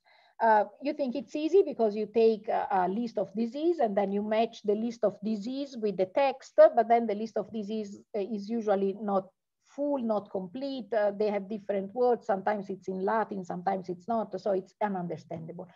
So what you can do, you can train a model to actually recognize some words and associate the appropriate tag to these words. And to do that, there is a, here the Stanford NLP named entity learner and the Stanford NLP named entity tagger.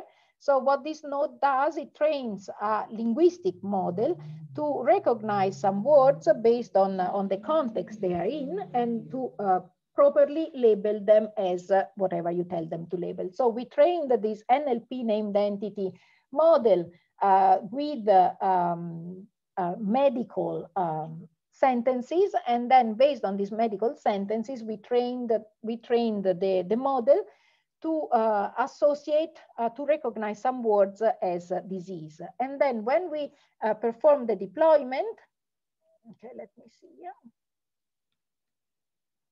When we perform the deployment, we use the tagger, and the tagger would take new data and then would assign whatever the model produces based on the context for each one of the words. So some words are going to be neutral and some words were going to be tagged as disease in that particular case. I don't know if I was clear. Was I clear? The special dropout in KERAS. So the dropout layer, as I said, is this randomization of the network. So you apply the dropout layer so that in the previous layer, some nodes are randomly trained or not. And this randomization allows you to avoid the overfitting. The special dropout is when you do that for the convolutional neural networks, for example, in image processing. We don't do that here, we do only the simple dropout because we are dealing with text. But with the images, then you would have the special dropout. Any more questions?